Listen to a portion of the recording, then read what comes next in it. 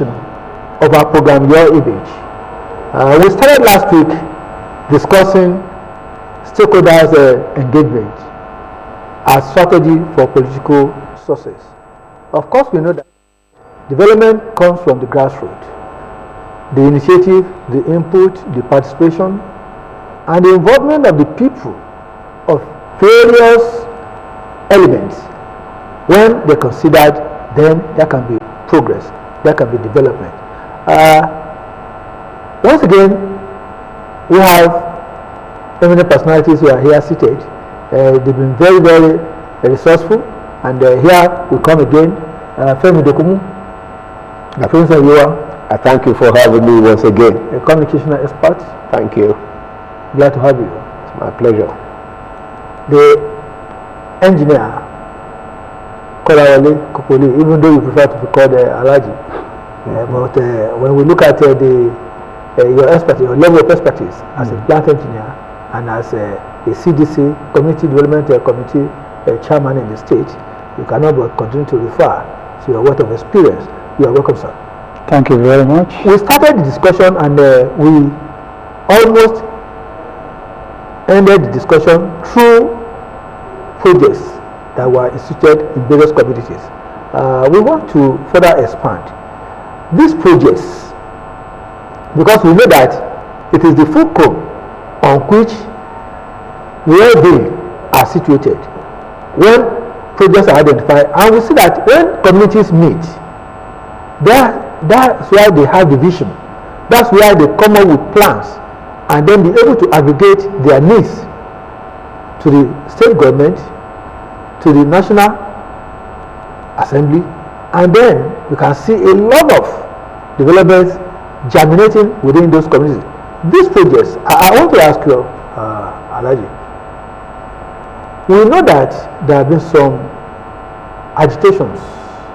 How have you been able to manage agitations, judging from those inputs and proposals you made to the government and how it has been implemented?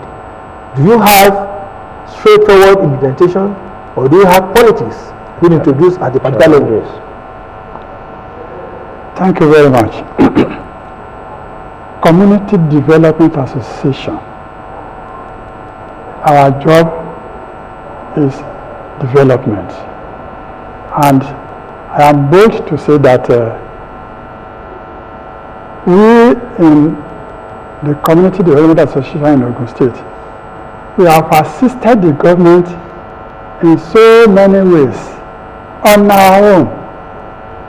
These are the projects: roads, water, education in terms of structures, school structures, health in terms of building hospitals, which I am able to say that every year we on our own we spent over billions of naira to do without government assistance or involvement.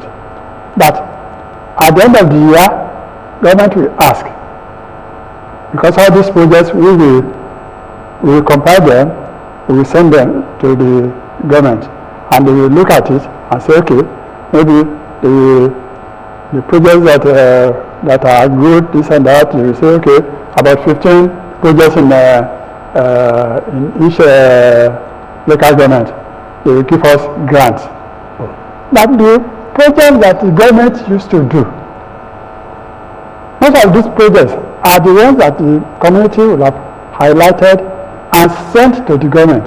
But by the time these projects are being, whenever they want to do this project or implementing it, they will just come.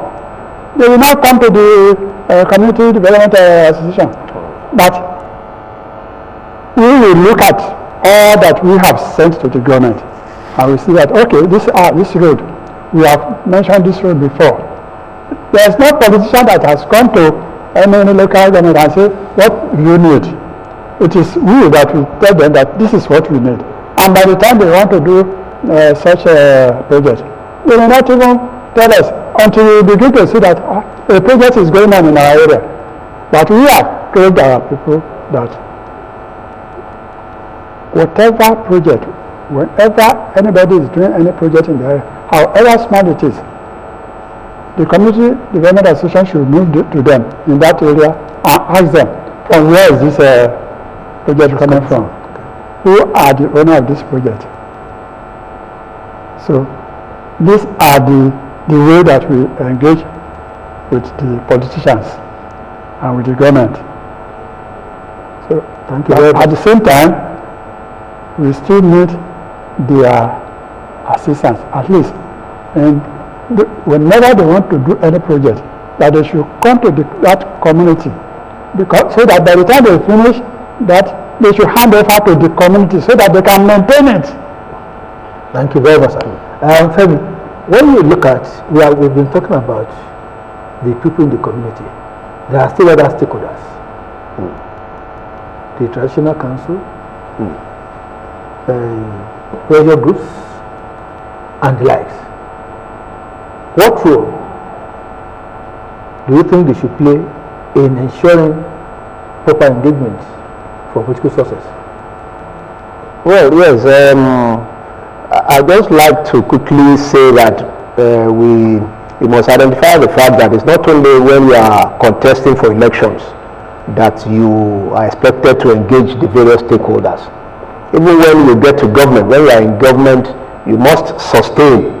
Public relations talks about establishing, maintaining and sustaining relationship with your various publics or stakeholders. So even when you are in government, you must sustain that. To that extent, you, who is a politician or somebody in government, would have identified, just as we have said now, traditional rulers and youths within the various communities, the CDAs, as critical stakeholders. Whenever you want to carry out your budget or whatever programs of implementation that you have, you will recall that recently in Ogun State, for instance, the government went around all the force divisions in the state and had stakeholders engagement, what they call town hall meetings. You discover that various set of people were brought together there and their inputs were taken at the conceptualization stage. I said that earlier on, that right from the time you are thinking of what to do, you must bring in the people, let them have their input. That is why often policy making process requires that it must not come from the top, but rather it should come from the bottoms up. So when we are talking of the bottom, it must be these various people in the various localities, the urbans, the market women, the artisans, labor, students, and so on and so forth. You bring all of them together. Now, once you have been able to itemize all these needs, you now go back to the drawing board. You work on how these things can be implemented in terms of scale of preference or areas of priority. You also look at, of course, you must look at the fund that is available to you as a government or as a political party or whatever it is before you now begin to talk about which ones you will now prioritize. Once you prioritize, then you need to go back to those various communities. Even when you have awarded the contracts for the implementation of those projects, you must hand over the contractor to the community leaders, beginning from the traditional rulers, the CDAs, and all other interest groups within those communities. If you don't do that, we have seen situations where contractors begin projects and the community went there to stop the contractor from implementing anything or from executing the project. But we have seen that on so many, in fact, there have been so many occasions when the contractor will tell you that I don't have any dealing with you. Now again, let me tell you this. A contractor that knows his onion or that is worth his salt also knows that he needs to have what we call community relations. A contractor cannot just get to a community and just go to the site and begin to work. You should find a way, even if you just buy, for instance, the traditional rulers, buy shinaps, buy whatever it is, get the community leaders, get those people who will take you to the cabinet the cabinet embraces you. He will call a meeting of all the various stakeholders and tell them, this is our contractor who will be doing the job for us. And there is a lot of things to be gained by the community. In that case, they have a buy-in.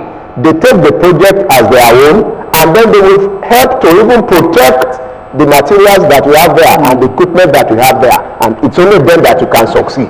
If you don't do that, then you may not succeed. So the community engagement or involvement is very key. Femi, I want to thank you for this input that you just brought in.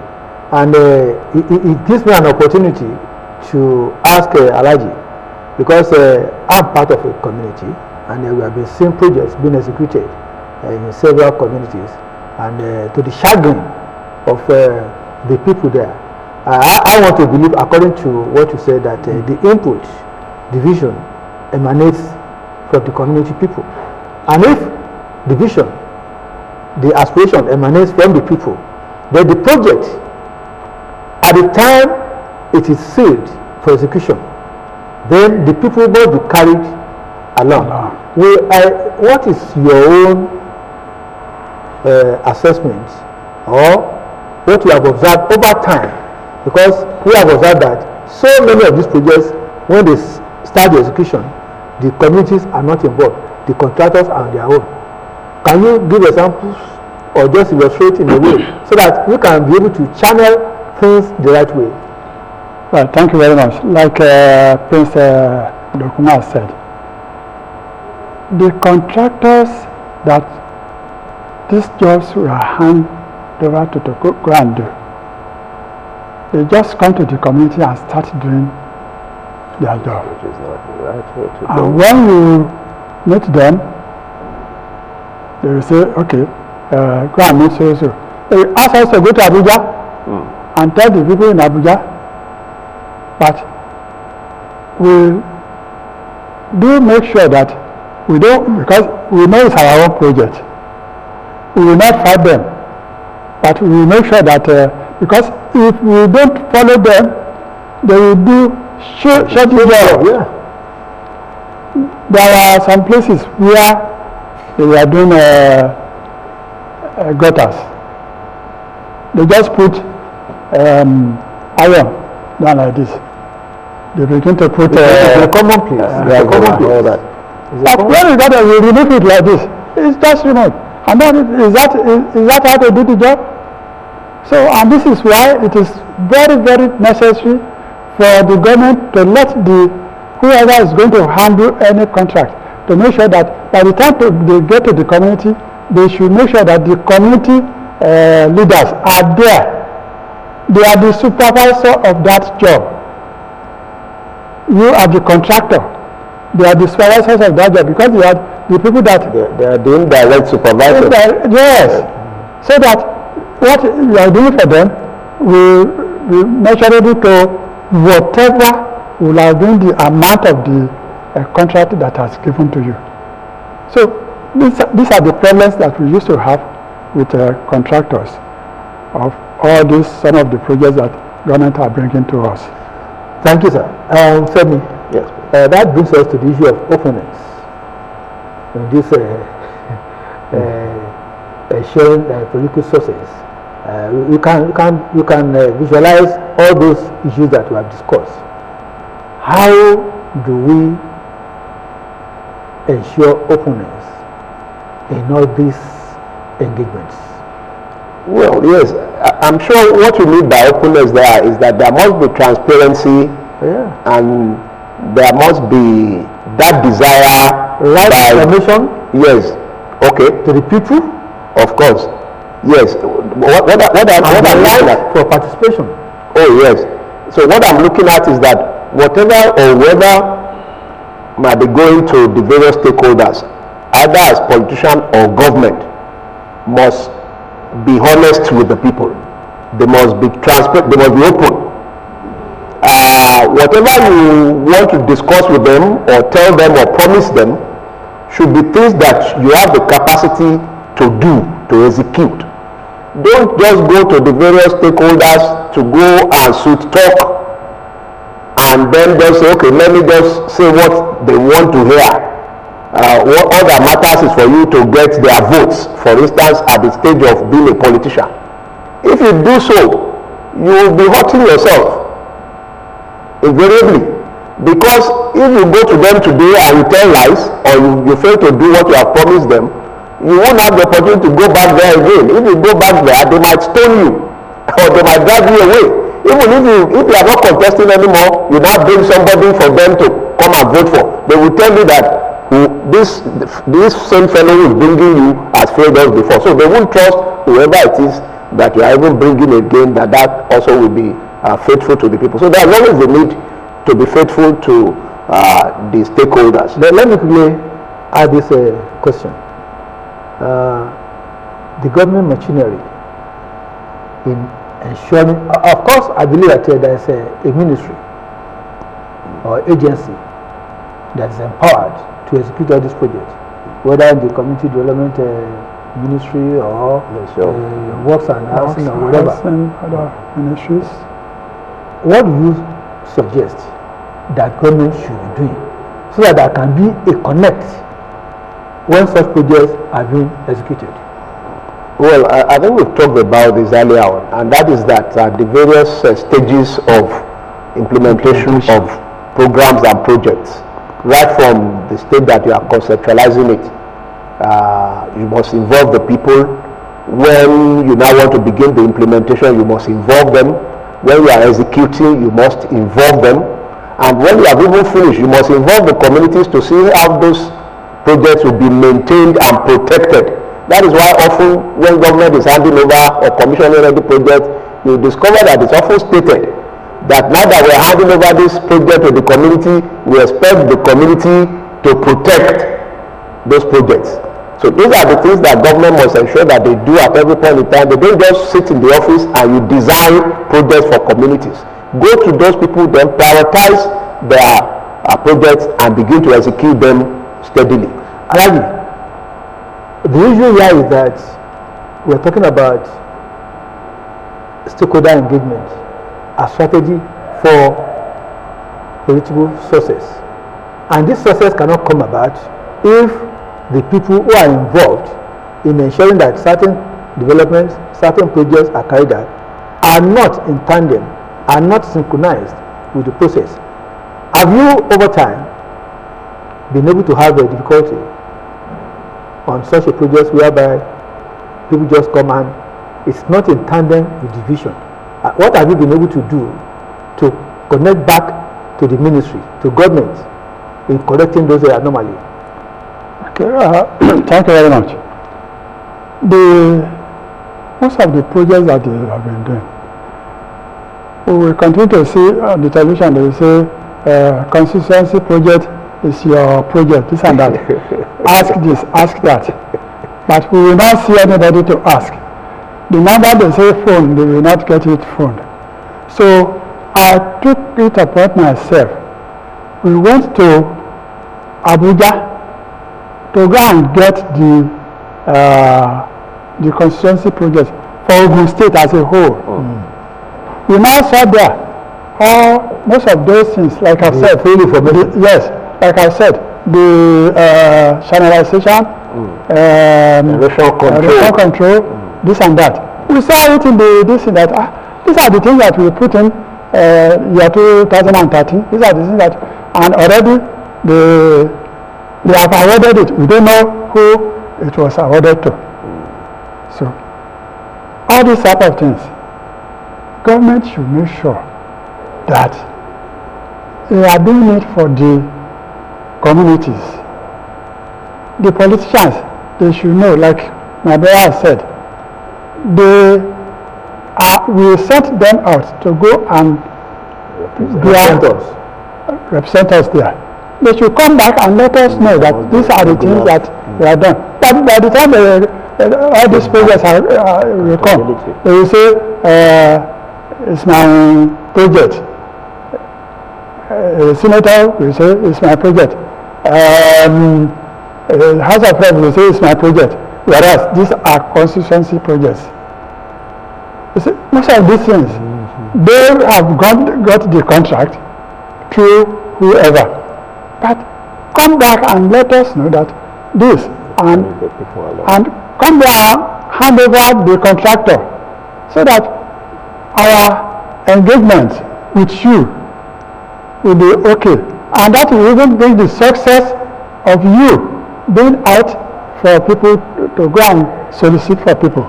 How is it done overseas? Yes, in overseas, you see. I guess there is more accountability there. You have periodically you go back to your constituency to go and brief them on what you have done. But there are sometimes let me tell you something. Okay. We are doing one project in the Delta State. My company was about to go and drill oil well. There, we saw that they need jetty, because it's riverine area. So we want to do that jetty by ourselves. But the people there, the other narrator or whatever it is there, they are saying that we cannot do it, that our company cannot do it, that they should give them the money, that they will do it themselves. Okay. So, in the first instance, they give them money. After some time, that project was not done until my company came back and do that by ourselves. But in overseas, it's not like that. Even when you get to an area that you want to do any project, you will be welcomed, and you will give them, or you will all sit down together to discuss about it, and then they begin to monitor it. Even they will let you know the amount that is going to be used for that project, so that by the time that project is going on, every one of us, your own area, will be able to account and be able to let the people know there that this is the project, this is how much it is, and this is how much it was, and everybody will see that is okay. We hope that situation will come to place in Nigeria. Let's hope so. It is left for citizens to know that they have the obligation, they have the right to ensure this standardization of process. And Yes, please. you see, how do we build trust in these scenarios that we are painting? Yes, I think it takes two to tango. Just like Alaji, the CDA man, had said, he gave an example of a community where even the company or the contractor confided in them and gave them money to execute some aspects. That is bringing in local content, bringing in some people within the community to participate. And they failed. So, on both sides, if we are blaming contractors or we are blaming government, we must also blame some CDAs who, out of dishonesty or excesses, also drive away these people and make them to want to just not come forward to engage them. So once we can be able to maintain that balance, that delicate balance, the government and the politicians ensure that they involve them, and then the communities too do not overstage their bounds, then we can have a workable solution. Thank you very much, Femi.